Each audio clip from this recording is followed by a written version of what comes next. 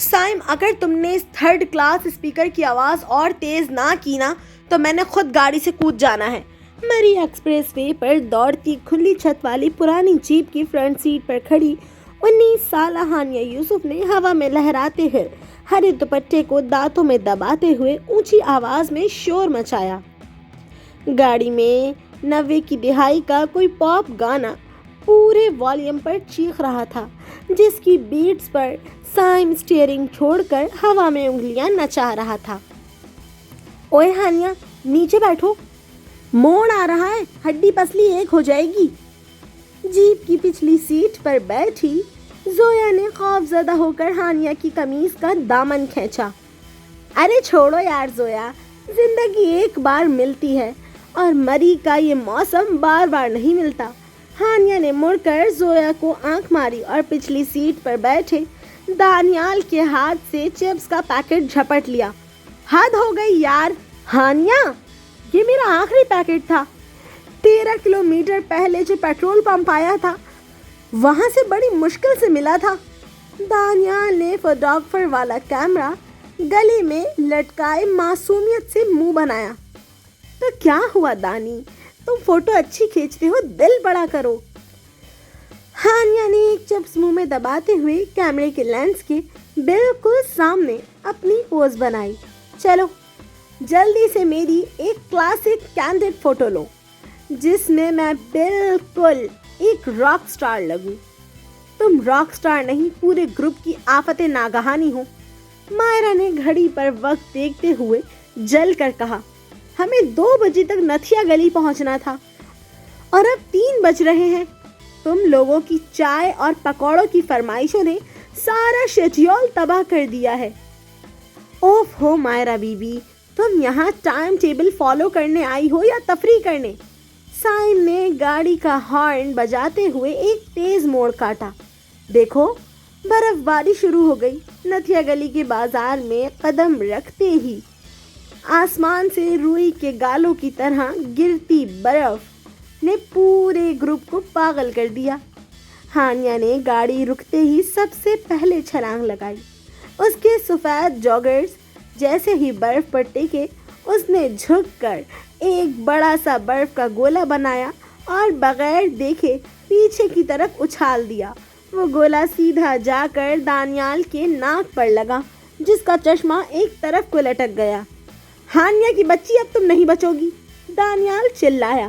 اگلے ہی لمحے وہاں ایک مکمل برفانی جنگ شروع ہو چکی تھی۔ سائم اور دانیال ایک طرف ہو گئے، جبکہ ہانیہ، زویا اور مائرہ نے سڑک کے کنارے لگی لکڑی کی بینچ کے پیچھے پوزیشن سنبھال لی۔ ہانیہ برف کے گولے اتنی سپیڈ سے بنا کر مار رہی تھی جیسے کوئی مشین گن چل رہی ہو۔ تماشائی سڑک کے کنارے کھڑے ہو کر ان کے قہقہے اور یہ ہڑبونگ دیکھ کر محظوظ ہو رہے تھے۔ اوئے سائم، وہ دیکھو۔ ہانیہ نے دکاندار کی ٹوپی اڑا دی۔ زویا نے ہنستے ہوئے شور مچایا۔ ہانیہ نے جلدی سے اس مقامی دکاندار کے پاس جا کر کانوں کو ہاتھ لگایا۔ ارے خان صاحب، غصہ نہ کریں، یہ گولا دانیال نے آپ کو مارا تھا، وہ دیکھیں چھپ رہا ہے۔ خان صاحب نے مسکرا کر دانیال کو گھورا تو دانیال معصوم بن کر آسمان دیکھنے لگا، جس پر پورے گروپ کے قہقہے سے پہاڑ گونج اٹھے۔ شام ڈھلے جب یہ سب لاہور واپس پہنچے تو تھکن کا نام و نشان نہیں تھا۔ تفریح کا اگلا اسٹاپ لکشمی چوک کے گول گپوں کا اسٹال تھا۔ دیکھو بھائی، شرط یہ ہے جو 1 منٹ میں 25 گول گپے کھائے گا، اگلی مووی کی ٹکٹیں اس کو ملیں گی۔ ہانیہ نے پلیٹ ہاتھ میں تھامتے ہوئے سائم اور دانیال کو چیلنج کیا۔ منظور ہے، لیکن اگر تم ہار گئی ہانیہ تو سائم کی جیپ کا اگلا پیٹرول تم ڈلواؤ گی۔ دانیال نے سینے پر ہاتھ باندھتے ہوئے کہا۔ سٹاپ واچ آن کرو مائرہ، ہانیہ نے اچھل کر کہا۔ جیسے ہی ٹائم شروع ہوا، ہانیہ نے تیکھے چٹپٹے پانی سے بھرے گول گپے ایک کے بعد ایک منہ میں ٹھونسنا شروع کیے۔ اس کی آنکھوں سے مرچوں کی وجہ سے پانی آ رہا تھا، مگر اس کا جذبہ کم نہیں ہو رہا تھا۔ سائم اور زویا سڑک پر کھڑے ہو کر باقاعدہ نعرے لگا رہے تھے۔ ہانیہ، ہانیہ، ہانیہ، 20، 21، 22 और ये 25, टाइम अप, माहिरा ने चीख कर कहा। हानिया ने आखिरी गोलगप्पा मुंह में रखकर तीखे पानी का ग्लास साइम की तरफ बढ़ाया। ला भाई दानियाल, बटवे से 5,000 का नोट निकालो, रानी शर्त जीत चुकी है। दानियाल ने रोते हुए मुंह से बटवा निकाला, जबकि साइम ने हानिया के सर पर हल्की सी चपत लगाई। तुम लड़की नहीं हो, पूरा तूफान हो। दानियाल ने मोबाइल देखते हुए कहा। चलो अब जल्दी से गाड़ी में बैठो, ताई अम्मा का फोन आ रहा है। हानिया ने हंसते हुए नोट हवा में लहराया और सब दोस्तों को बाय बाय कहते हुए गाड़ी की तरफ बढ़ी।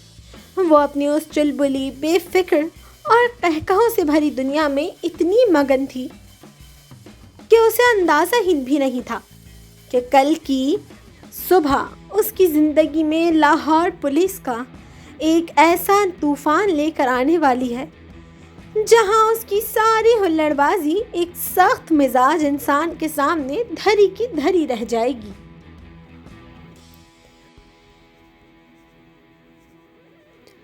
दानियाल और हानिया लक्ष्मी चौक से निकलकर अपनी होंडा सिटी में आकर बैठे। दानियाल सिर्फ हानिया का बेहतरीन दोस्त और ग्रुप का फोटोग्राफर ही नहीं था, बल्कि वो उसके सगे चचा आमिर यूसुफ का बेटा भी था। यूसुफ खानदान का कैंट में एक बहुत बड़ा, खूबसूरत और मोहब्बतों से महकता हुआ मुश्तरका ख़ानदानी बंगला था, जहां हानिया के वालिदैन, चचा चची और दानियाल सब एक साथ हंसी खुशी रहते थे। घर का माहौल इतना दोस्ताना और पुरसुकून था कि वहाँ कभी ममता और शफकत के अलावा कोई दूसरा रंग देखने को नहीं मिला था। यार दानी, ज़रा गाड़ी तेज़ भगाओ ना, चची ने पता नहीं बिरयानी गरम करके रखी भी है या नहीं। हानिया ने फ्रंट सीट पर बैठकर अपने जॉगर्स उतारकर डैशबोर्ड पर टिकाए और उछल कर बोली, हानिया खुदा का खौफ करो, कैंट की सड़कें हैं, ऊपर से रात का वक्त है। अगर ताया अब्बा को पता चला कि तुम डैशबोर्ड पर पैर रख कर बैठी हो तो मेरी क्लास लग जानी है। दानियाल ने स्टीयरिंग संभालते हुए जल कर कहा। अरे मेरे पापा इतने इतने क्यूट हैं, वो मुझे कुछ नहीं कहते, समझे। हानिया ने गाड़ी का शीशा नीचे किया और ठंडी हवा के झोंकों का मज़ा लेने लगी। ओए दानी, वो सामने देखो, आइसक्रीम वाला। गाड़ी रोको, जल्दी से रोको। पागल हो गई हो क्या? इतनी तेज स्पीड में एकदम गाड़ी कैसे रोकूं? पीछे गाड़ियां हैं, दानियाल ने मिरर में देखते हुए घबरा कर कहा। रोको दानी, मैं कह रही हूं ना, गाड़ी रोको, वरना मैंने हैंड ब्रेक खींच देनी है। हानिया ने हमेशा की तरह अपनी जिद और हुल्लड़बाजी का मुजाहिरा करते हुए दानियाल का बाजू झटका। इस अचानक अफरा तफरी में दानियाल का कंट्रोल स्टीयरिंग से थोड़ा सा हटा। उसने गाड़ी को बाएं तरफ मोड़ने के लिए कट मारा, लेकिन स्पीड तेज होने की वजह से गाड़ी रुकने के बजाय अपने बराबर में चलने वाली एक इंतहाई काले शीशों वाली सरकारी वीगो को इंतहाई खतरनाक तरीके से ज़बरदस्त ओवरटेक करते हुए सनसनाती हुई आगे निकल गई। वो कट इतना शार्प और ज़बरदस्त था कि वीगो के ड्राइवर को हंगामी बुनियादों पर ब्रेक लगानी पड़ी, जिससे उसके टायरों के चीखें रात के सन्नाटे में गूंज उठी। ओह माय गॉड दानी, तुमने तो कमाल कर दिया। हानिया जोश से अपनी फ्रंट सीट पर उछल कर खड़ी हुई। उसने फौरन छत पर लगे बटन को दबाया तो गाड़ी की सिस्टमैटिक सनरूफ एक सरसराहट के साथ पीछे को खुली। दानियाल के रोकने से पहले ही हानिया फुर्ती से सीट पर पांव रखकर सनरूफ से आधी बाहर निकल गई। रात की तेज और ठंडी हवा उसके चेहरे से टकराई, जिसने उसके जोश को दुगना कर दिया।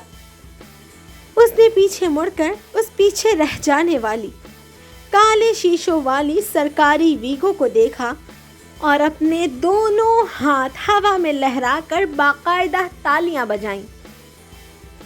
بڑے آئے کالی ویگو والے ہٹلر، ہٹو پیچھے، راستہ دو راک سٹار کو۔ ہانیہ نے فل والیوم میں نعرہ لگایا اور اسی پر بس نہیں کیا بلکہ اپنی عادت سے مجبور ہو کر اس کالی گاڑی کے فرنٹ شیشے کی طرف منہ کر کے اپنے دونوں ہاتھوں سے انگوٹھے نچائے، زبان باہر نکالی اور ایک انتہائی آڑھا ترچا عجیب و غریب منہ چڑھا کر لتاڑا۔ ہانیہ نیچے آؤ، خدا کے لیے کوئی دیکھ لے گا۔ دانیال نے خوف زدہ ہو کر نیچے سے اس کی قمیض کھینچی تو ہانیہ کھلکھلا کر ہنستی ہوئی واپس نیچے سیٹ پر آ گری۔ دانیال نے ڈر کے مارے گاڑی کی سپیڈ اور تیز کر دی اور چند منٹوں میں کینٹ کے موڑ مڑ کر اپنے گھر کے بڑے سے گیٹ کے اندر داخل ہو گئے۔ وہ دونوں تو ہنستے کھیلتے ہلڑ بازی مچاتے ہوئے گاڑی سے اتر کر گھر کے اندر بھاگ گئے، لیکن وہ اس بات سے بالکل انجان تھے کہ اس کالی ویگو کی پچھلی سیٹ پر شہر کا سب سے کڑک اور اصول پسند اور غصیلا پولیس افسر ASP سالار جہانگیر بیٹھا تھا۔ سالار جو ایک طویل اور تھکا دینے والے ہائی پروفائل کرمنل کیس کی انویسٹیگیشن سے واپس آ رہا تھا۔ اس زبردستی کے اوورٹیک اور سڑک پر قانون کی اس کھلی دھجیاں اڑانے والی حرکت پر غصے سے لال پیلا ہو چکا تھا۔ اس سے بھی بڑھ کر جب اس نے کھڑکی کے شیشے سے اس ہرے دوپٹے والی کالج کی لڑکی کو بدتمیزی سے زبان چڑھاتے اور آڑھے ترچھے منہ بناتے دیکھا تو اس کی عقابی آنکھوں میں غصے کی چمک جاگ اٹھی۔ اس نے زندگی میں بڑے بڑے بدماشوں کو سیدھا کیا تھا، مگر کسی کم سن لڑکی کی یہ جرأت۔ سر، گاڑی کا نمبر نوٹ کر لیا ہے، چیس کروں؟ ڈرائیور نے کانپتی آواز میں پوچھا۔ نہیں، ہوم منسٹری کے سیکیورٹی کیمروں سے اس گاڑی کا ایڈریس اور اس لڑکی کا پورا بایو ڈیٹا کل صبح 9 بجے سے پہلے میری میز پر ہونا چاہیے۔ سالار جہانگیر کی آواز دھیمی لیکن لوہے کی طرح ٹھوس تھی، جس میں غصے کا ایک لاوا ابل رہا تھا۔ اس شہر میں قانون کا مذاق اڑانے کی کیا سزا ہوتی ہے، یہ میں اس نادان لڑکی کو خود سکھاؤں گا۔ دوسری طرف ہانیہ اور دانیال گھر کے اندر داخل ہو چکے تھے۔ لاؤنج کا ماحول بہت ہی خوبصورت اور پرسکون تھا۔ ہانیہ کے پاپا اور چچا عامر اب صوفے پر بیٹھے چائے پی رہے تھے، جبکہ چچی اور ہانیہ کی مما کچن سے گرم گرم بریانی کی خوشبو پھیلا رہی تھیں۔ ارے میرے بچوں، کہاں رہ گئے تھے تم دونوں؟ ہانیہ کے باپا نے مسکرا کر ہانیہ کے سر پر ہاتھ رکھا۔ پاپا، دانیال نے آج اتنی کمال ڈرائیونگ کی کہ ہم ایک کالی ویگو والے ہٹلر کو پیچھے چھوڑ کر آئے ہیں۔ ہانیہ نے چچی کے گلے میں باہیں ڈالتے ہوئے چمچ اٹھایا۔ خدا کا خوف کرو ہانیہ، کالی ویگو سرکاری افسران کی ہوتی ہے، کسی مصیبت میں مت پھنس جانا۔ چچا عامر نے ہنستے ہوئے دانیال کو گھورا، لیکن پورا خاندان ان بچوں کی اس معصوم نوک جھونک پر مسکرا رہا تھا۔ گھر کا ماحول جتنا شاندار اور محبت بھرا تھا، باہر کا طوفان اتنا ہی گہرا ہو رہا تھا۔ ہانیہ اپنی مستی میں بریانی اڑا رہی تھی، جبکہ ASP سالار جہانگیر کے دماغ میں اس کا وہ آڑھا ترچھا چہرہ گھوم رہا تھا جو بہت جلد اس کی زندگی کا سب سے بڑا عذاب بننے والا تھا۔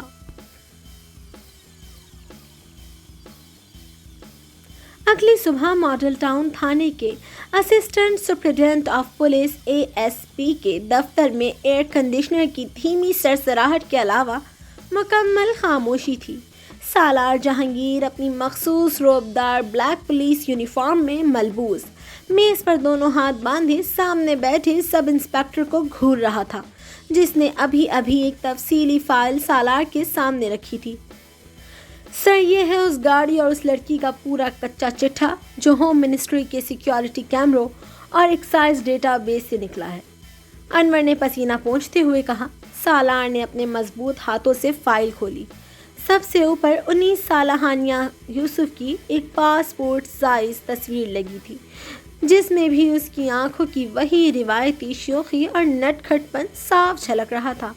سالار کی عقابی آنکھیں تیزی سے کاغذ پر لکھی تفصیلات کا جائزہ لینے لگی۔ نام ہانیہ یوسف، عمر 19 سال، تعلیم Punjab university old campus final year, رہائش کینٹ لاہور۔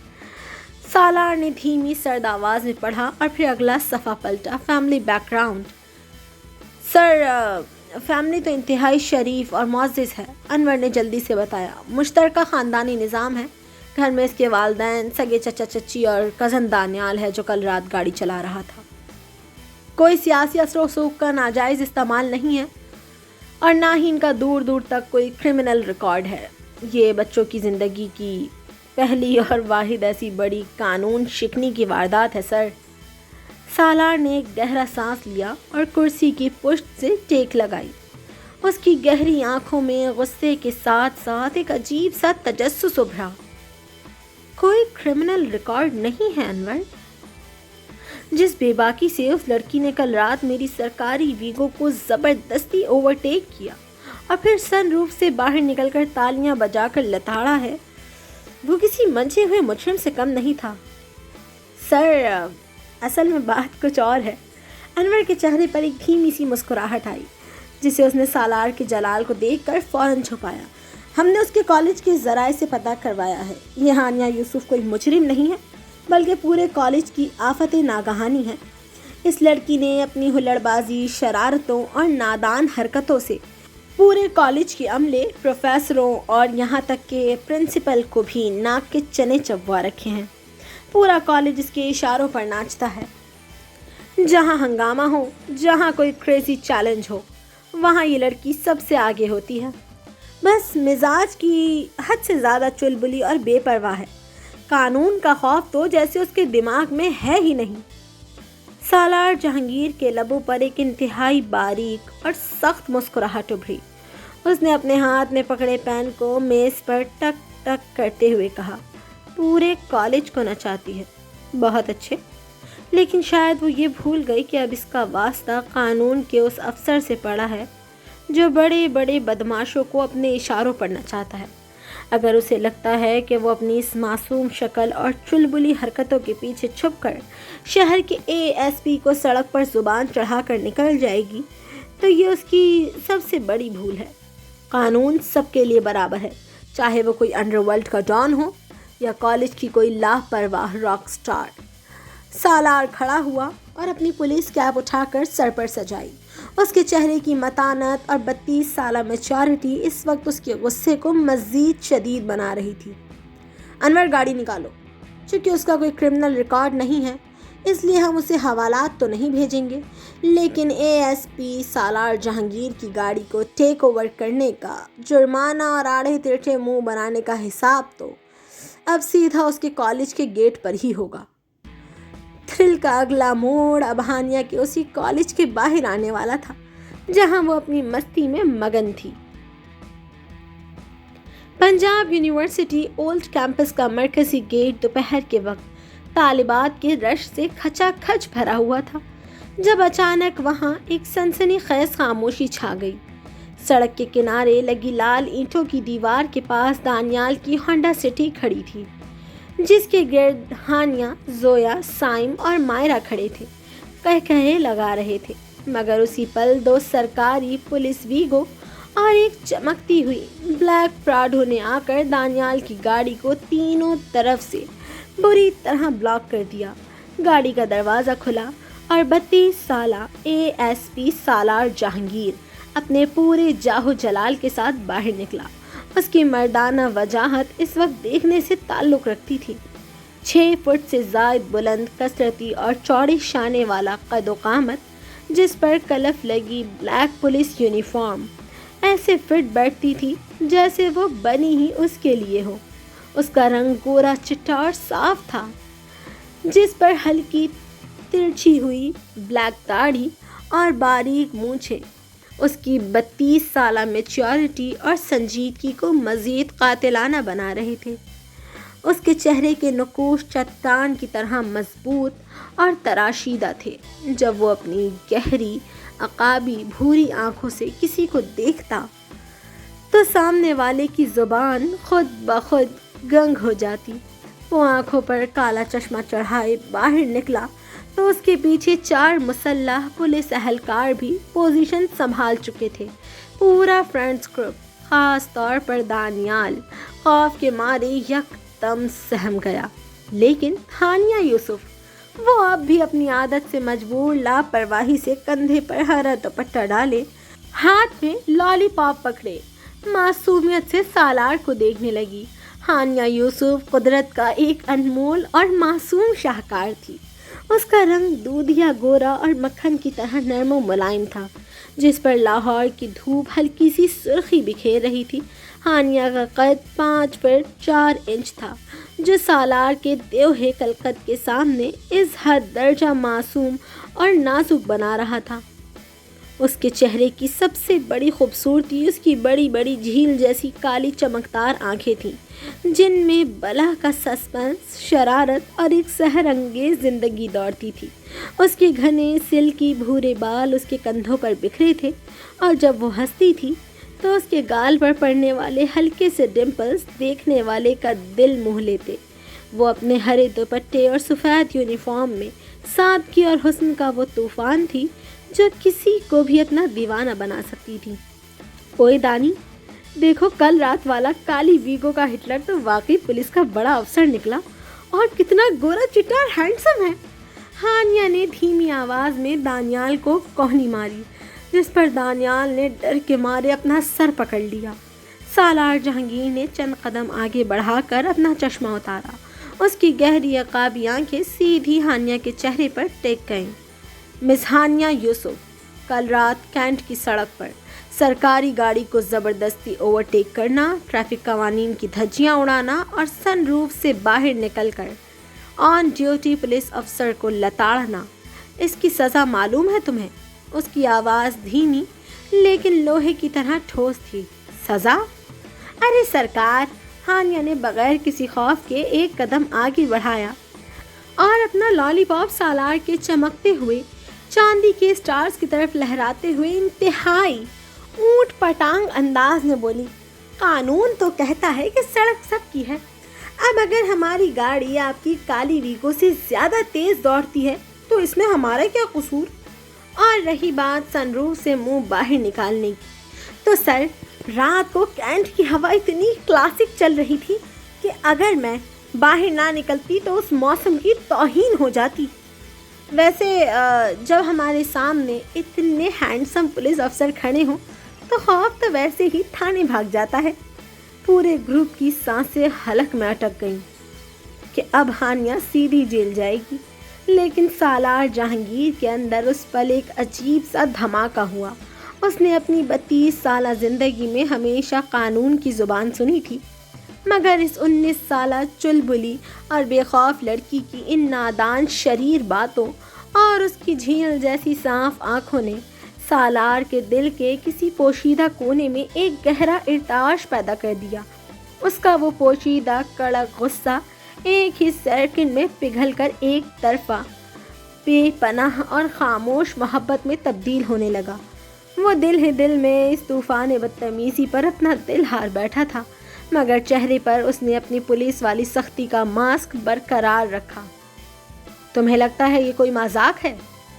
سالار نے اپنے دل کی تیز دھڑکن کو چھپانے کے لیے اپنی آواز کو مزید گہرا اور سرد کیا، لیکن اس کی آنکھوں کی چمک اس کا راز فاش کرنے کے لیے کافی تھی۔ اس نے دانیال کی طرف دیکھا۔ گاڑی کے کاغذات نکالو، اور مس ہانیہ، یہ تمہارا کالج نہیں ہے جہاں تمہاری ہلڑ بازی چلے گی۔ اس بدتمیزی اور قانون شکنی کا جرمانہ اب تمہیں خود تھانے آ کر بھرنا پڑے گا۔ ہانیہ نے ایک بار پھر آڑھا ترچھا منہ بنایا۔ تھانے؟ ارے سر، وہاں بریانی اچھی ملتی ہے کیا؟ اگر ملتی ہے تو دانیال کو لے جائیں، میں تو گھر جا کر مما کے ہاتھ کے شامی کباب کھاؤں گی۔ سالار نے بے اختیار اپنے لبوں کو بھینچا تاکہ اس کی مسکراہٹ باہر نہ آ سکے۔ وہ آفت کی اس پرکالہ کے سحر میں بری طرح گرفتار ہو چکا تھا اور اب یہ دشمنی اس کے دل کا سب سے خوبصورت راز بن چکی تھی۔ میں نے کہہ دیا مس ہانیہ یوسف، قانون کسی کی ضد پر نہیں بدلتا۔ آپ کو اور دانیال کو ابھی اسی وقت میرے ساتھ تھانے چلنا ہوگا۔ اے ایس پی سالار جہانگیر نے اپنی پولیس کیپ کو درست کرتے ہوئے حتمی اور فولادی لہجے میں کہا۔ اس کی 32 سالہ زندگی کا یہ پہلا موقع تھا جب وہ کسی مجرم کے پیچھے نہیں بلکہ اس 19 سالہ چلبلی لڑکی کو دوبارہ دیکھنے اور اس کے ساتھ کچھ اور وقت گزارنے کی پوشیدہ خواہش میں خود ضدانہ رویہ اختیار کر رہا تھا۔ ہانیہ نے پیر پٹخا غصے سے سالار کو گھورا، مگر سالار کے جلال کے سامنے دانیال نے فوراً اپنے پاپا اور تایا کو فون گھما دیا۔ 1 گھنٹے بعد ماڈل ٹاؤن تھانے کے اے ایس پی آفس کے پرسکون اور ٹھنڈے کمرے کا ماحول حد درجہ سنجیدہ تھا۔ ہانیہ کے پاپا اور اس کے چچا عامر یوسف سالار کی میز کے سامنے کھڑے شرمندگی سے سر جھکائے ہوئے تھے۔ دانیال ایک کونے میں سہم کر کھڑا تھا، جبکہ ہانیہ ہمیشہ کی طرح لاپرواہی سے کرسی پر جھول رہی تھی۔ سر، ہم واقعی حد درجہ معذرت خواہ ہیں۔ بچوں سے نادانی میں بہت بڑی غلطی ہو گئی۔ انہوں نے سڑک پر جو بدتمیزی کی اس کے لیے میں ان کی طرف سے معافی مانگتا ہوں۔ ہانیہ کے پاپا نے سالار سے مخاطب ہو کر انتہائی شریفانہ انداز میں کہا، اور پھر زندگی میں پہلی بار انہوں نے مڑ کر غصے سے ہانیہ کو گھورا۔ ہانیہ، سیدھی ہو کر بیٹھو، تمہیں شرم نہیں آئی؟ تمہاری ان ہلڑ بازیوں اور اونٹ پٹانگ حرکتوں کی وجہ سے آج ہمیں تھانے آنا پڑا ہے۔ معافی مانگو افسر صاحب سے۔ پاپا کا یہ غیر متوقع غصہ دیکھ کر ہانیہ کا منہ ایک دم بن گیا، مگر اس کا اونٹ پٹانگ مزاج تھانے کے ماحول میں بھی کم ہونے کا نام نہیں لے رہا تھا۔ ٹھیک اسی پل ایک کانسٹیبل کمرے میں سالار کے لیے گرما گرم چائے کا مگ اور کچھ بسکٹ لے کر اندر داخل ہوا۔ سالار نے ابھی مگ کی طرف ہاتھ بڑھایا ہی تھا کہ ہانیہ نے بجلی کسی پھرتی دکھائی۔ اس نے سالار کے اٹھانے سے پہلے ہی وہ مگ خود اٹھا لیا اور آرام سے اس کا ایک بڑا سا گھونٹ بھر کر صوفے کی پشت سے ٹیک لگا لی۔ کمرے میں موجود ہر شخص کی سانسیں یک دم رک گئیں، یہاں تک کہ سالار جہانگیر خود بھی اس کے اس بے باکی پر دنگ رہ گیا۔ اوف، شکر ہے پاپا چائے مل گئی۔ ایک تو آج کا دن اتنا ہیکٹک گیا ہے کہ بس۔ مسٹر اے ایس پی، آپ نے تو سچ میں مجھے پورے لاہور میں نچا کر رکھ دیا ہے۔ ہانیہ نے مگ کو دونوں ہاتھوں میں تھام کر سالار کی گہری عقابی آنکھوں میں دیکھتے ہوئے معصومیت سے شکوہ کیا۔ ایک چھوٹی سی غلطی کیا ہو گئی؟ آپ نے تو میرا جینا ہی حرام کر دیا۔ بندہ کالی ویگو کو اوورٹیک بھی نہ کرے، اوپر سے اتنی پیاری رات کی ہوا میں اگر 2 منٹ سن روف سے باہر منہ نکال لیا تو آپ تو باقاعدہ میرے کالج پر سوات اسکواڈ لے کر پہنچ گئے۔ اب کیا بندہ چائے بھی نہ پیے؟ ہانیہ کے پاپا نے صدمے سے اپنا سر پکڑ لیا اور چچا عامر نے جلدی سے سالار کی طرف دیکھا کہ اب اس لڑکی پر غداری کا مقدمہ بننے والا ہے، مگر میز کے پیچھے بیٹھے اے ایس پی سالار جہانگیر کے دل کا حال بالکل مختلف تھا۔ اس کی 32 سالہ میچیور دنیا میں اس لڑکی کی ہر ایک اونٹ پٹانگ حرکت اس کے پوشیدہ یک طرفہ عشق کے پودے کو مزید گہرا کر رہی تھی۔ اس نے بڑی مشکل سے اپنے چہرے پر لگی پولیس افسر کی سختی کو برقرار رکھا، ورنہ اس کا دل چاہ رہا تھا کہ وہ کھل کر اس معصوم آفت پر ہنس پڑے۔ وہ ہانیہ یوسف کے اس انوکھے سحر میں اب ہمیشہ کے لیے گرفتار ہو چکا تھا۔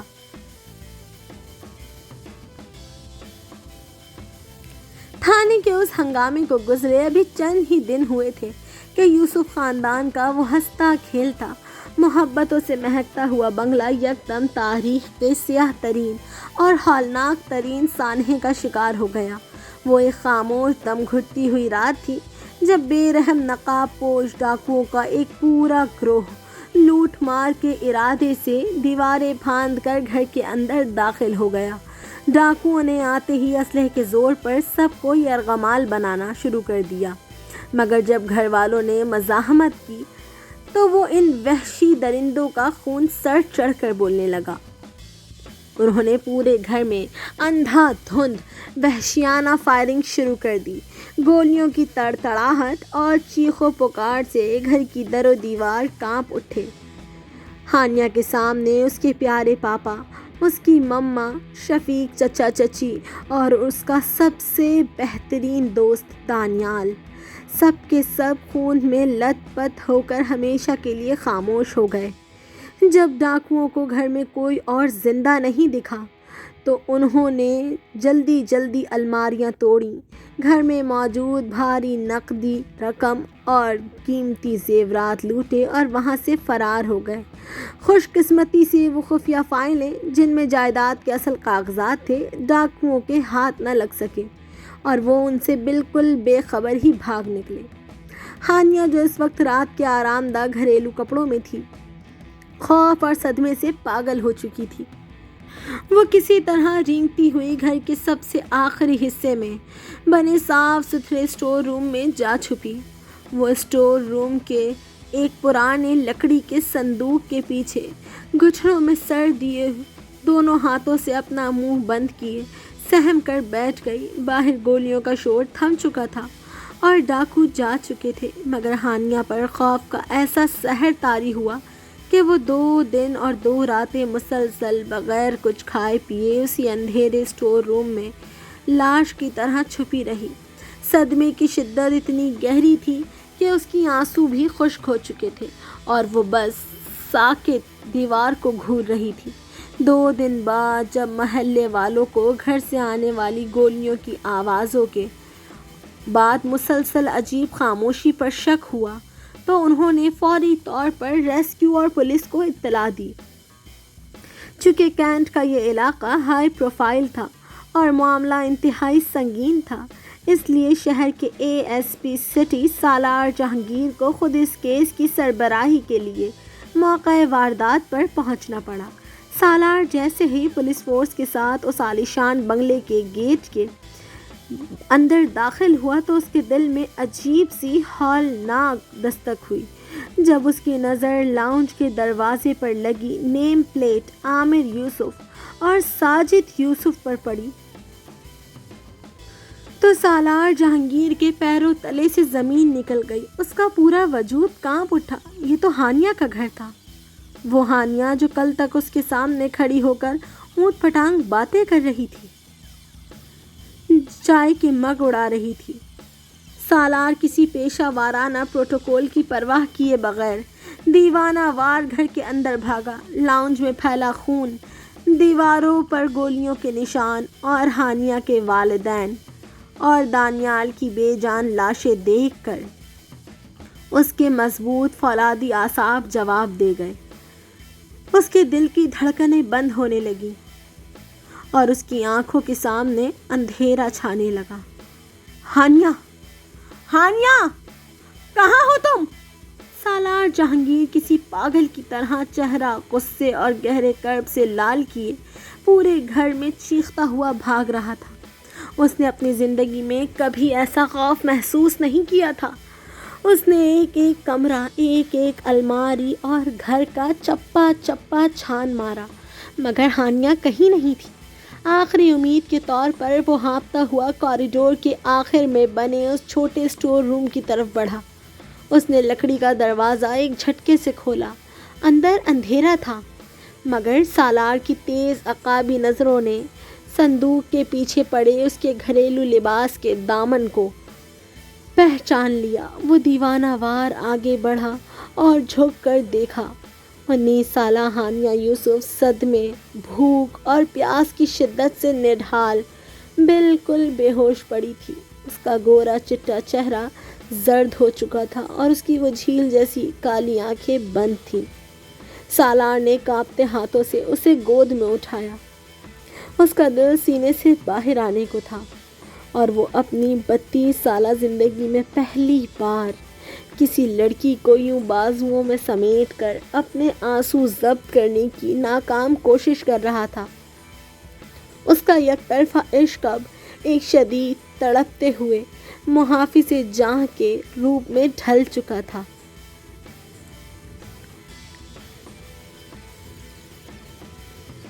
سالار نے ہانیہ کے نڈھال اور بے جان جسم کو اپنی باہوں میں اٹھایا اور دیوانوں کی طرح باہر کھڑی ASP کی گاڑی کی طرف بھاگا۔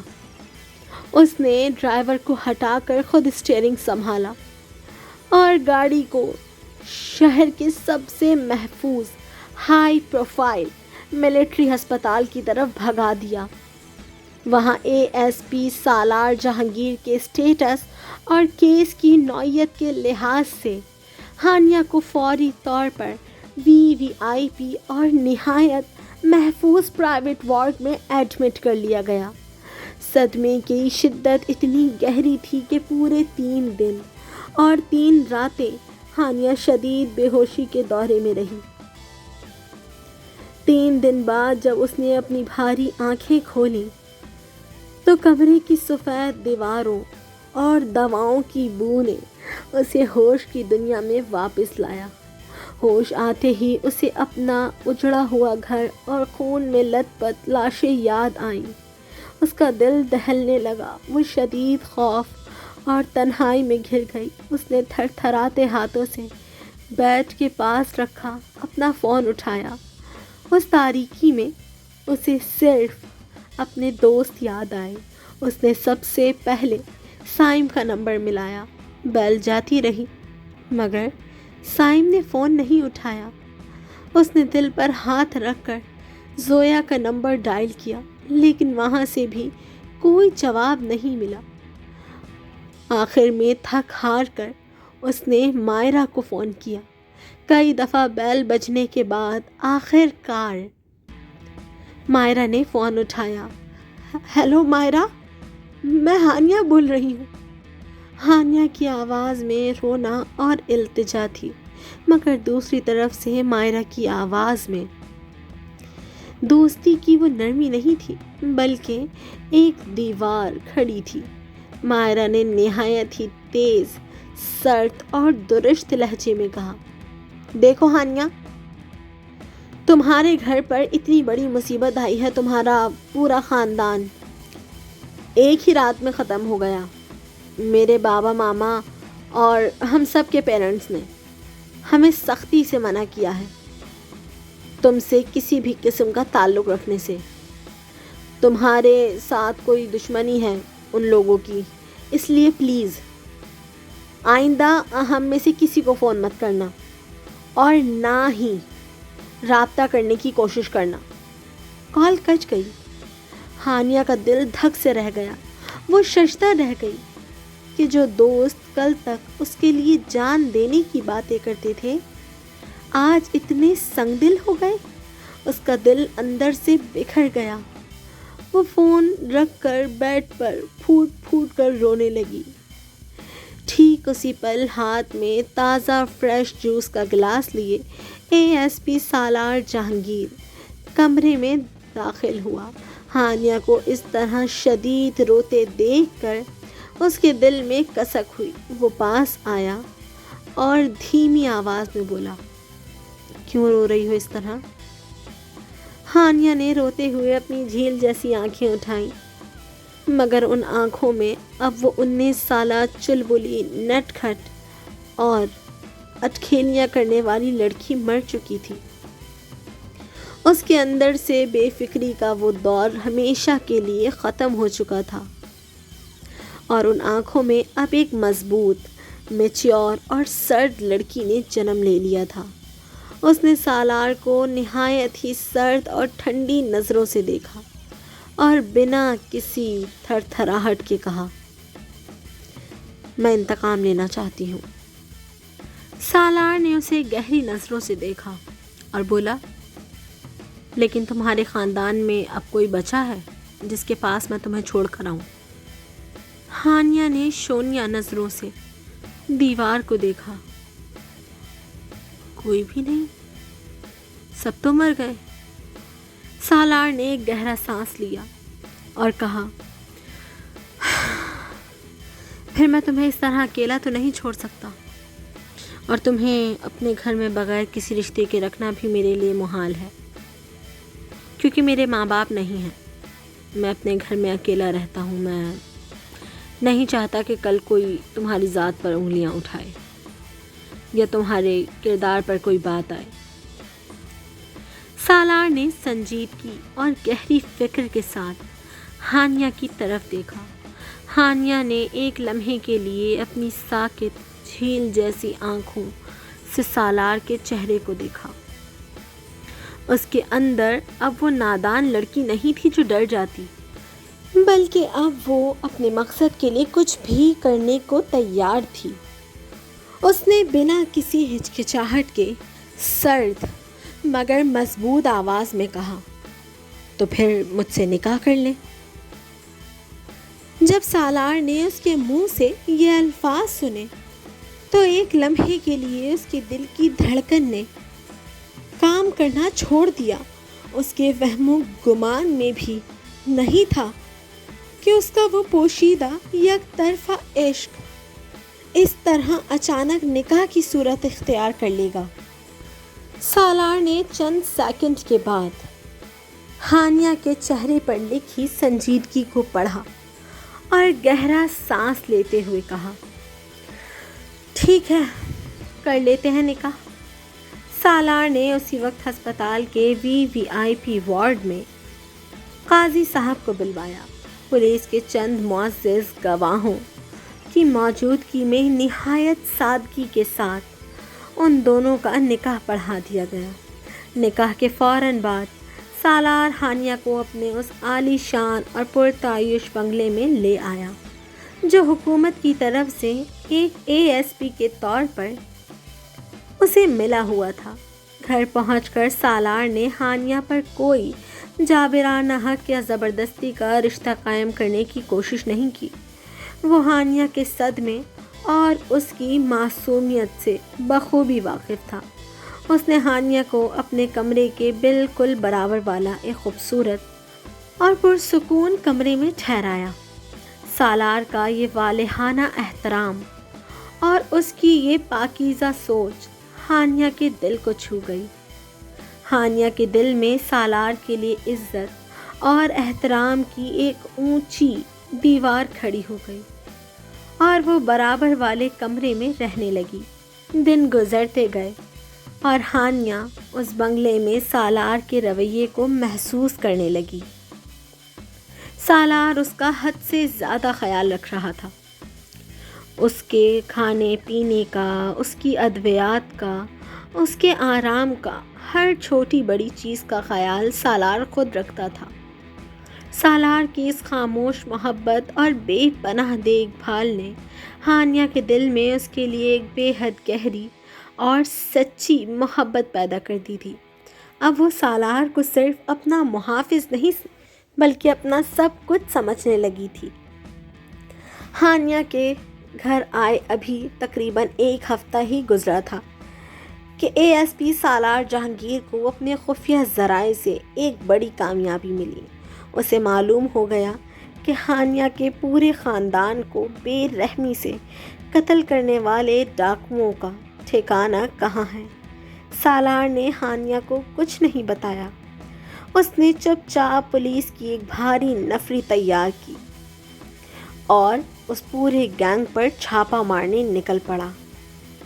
وہ مقابلہ انتہائی خوفناک اور سنسنی خیز تھا۔ دونوں طرف سے گولیوں کی تڑتڑاہٹ سے وہ علاقہ گونج اٹھا۔ سالار اپنی جان کی پرواہ کیے بغیر اس نیٹ ورک کے سربراہوں پر ٹوٹ پڑا اور دیکھتے ہی دیکھتے اس نے اپنے ہاتھوں سے ان تمام ڈاکوؤں کو مار کر ان کے پورے نیٹ ورک کا خاتمہ کر دیا۔ لیکن اس خونی مقابلے میں سالار جہانگیر خود بھی بہت بری طرح زخمی ہو گیا۔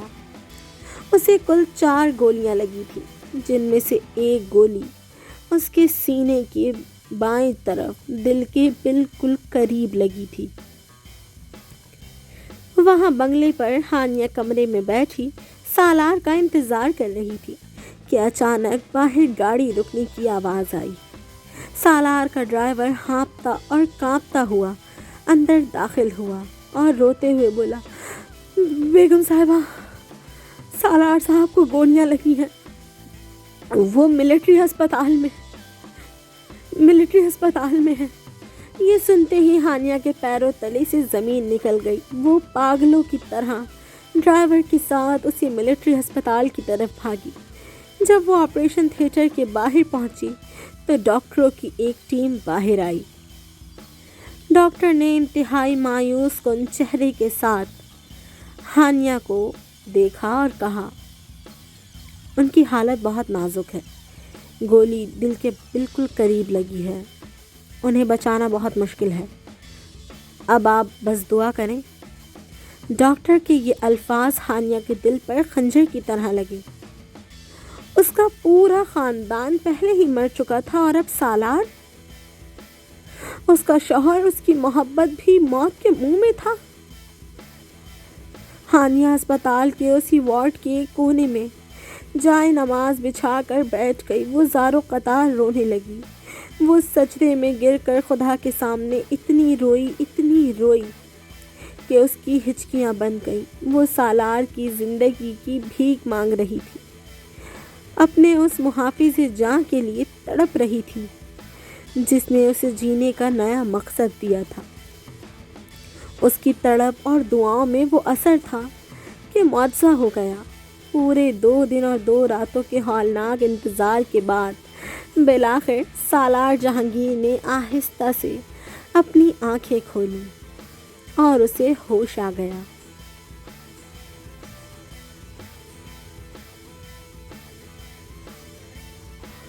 سالار نے جیسے ہی اپنی بھاری آنکھیں کھولی، سفید کمرے کی روشنی اور اپنے سرہانے لگی مشینوں کی بیپ بیپ نے اسے ہوش کی دنیا میں واپس لا کھڑا کیا۔ وہ ابھی اپنے حواس بحال کرنے کی کوشش ہی کر رہا تھا کہ اس کے سرہانے کھڑی نرس نے اس کے چہرے کے تاثرات دیکھے اور ایک دم کھل کر مسکرا دی۔ سر، بڑے خوش نصیب ہیں آپ تو، نرس نے سالار کی نبض چیک کرتے ہوئے انتہائی عقیدت سے کہا۔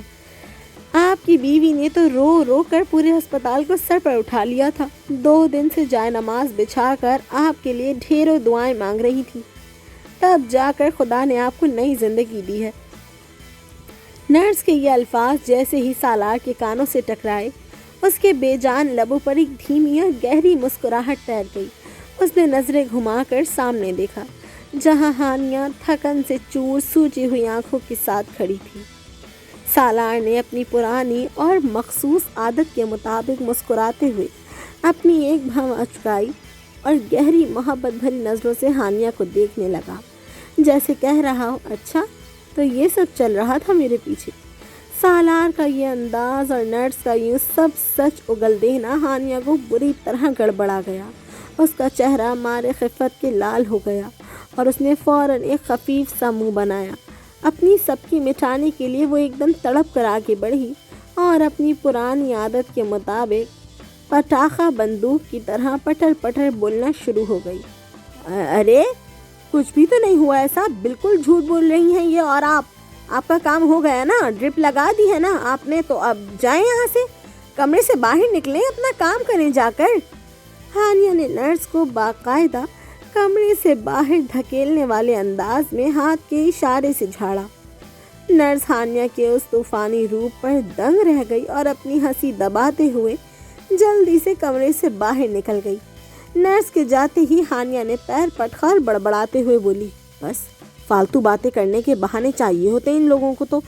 यहाँ कोई ज़रा सा उदास क्या बैठ जाए, इनको तो मुफ्त में फ्री होने और कहानियाँ बनाने के मौके मिल जाते हैं। अभी वो बोल ही रही थी कि उसकी नज़र दोबारा सालार पर पड़ी, जो अब भी उसी तरह लेटा चेहरे पर एक फातिहाना मुस्कुराहट सजाए उसे टिकटिकी बांधे देख रहा था। हानिया ने जलकर अपने दोनों हाथ अपनी कमर पर रखे और एक प्यारा सा मुंह बनाकर बोली, और आप मुझे ऐसे मत देखें, मैंने कुछ नहीं करा और ना ही मैं कोई रोई वोई हूँ आपके लिए, समझे आप। सालार उसकी इस मासूमाना जिद और पुरानी अटखेलियों पर दिल ही दिल में अपनी तमाम तकलीफ भूल गया और उसे लगा कि उसका अपनी जान पर खेलना आज पूरी तरह वसूल हो चुका था।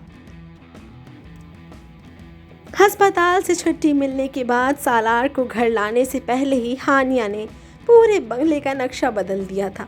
उसने मुलाजिमों की मदद से पूरे घर को सफ़ेद और सुर्ख गुलाब के खूबसूरत फूलों से सजा दिया था, जिसकी भीनी भीनी खुशबू पूरे माहौल में रची बसी थी।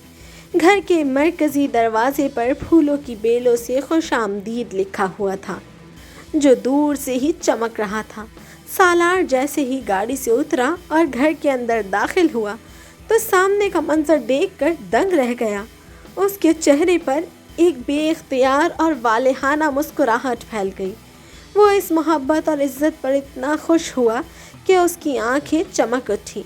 हानिया ने सालार के चेहरे की खुशी को देखा तो मारे शर्म के अपनी मुस्कुराहट को लबों में दबाते हुए उलट पुलट अंदाज में बोली, बस अब अंदर भी चलेंगे या यहीं खड़े रहेंगे? चलिए आइए, एक तंदुरुस्त इंसान किसी मरीज के लिए इतना तो कर ही सकता है ना। सालार ने उसके प्यारे बहाने पर एक गहरा सांस लिया और उसके साथ लाउंज में दाखिल हो गया। जैसे ही दोनों अंदर आए, सालार ने पीछे मुड़कर मरकज़ी दरवाज़ा बंद कर दिया। कमरे में चाय और फूलों की खुशबू फैली हुई थी। सालार ने एक कदम आगे बढ़ाया और अपनी मजबूत तंदुरुस्त बाहों के हिसार में हानिया को नरमी से समेट लिया। ये गिरफ्त जाबिराना नहीं थी, बल्कि इसमें शौहर की बेपनाह मोहब्बत, तहफ़्फ़ुज़ और वालेहानापन था। सालार ने हानिया के झुके हुए चेहरे को देखा। उसके दिल की धड़कनें तेज़ हो रही थीं।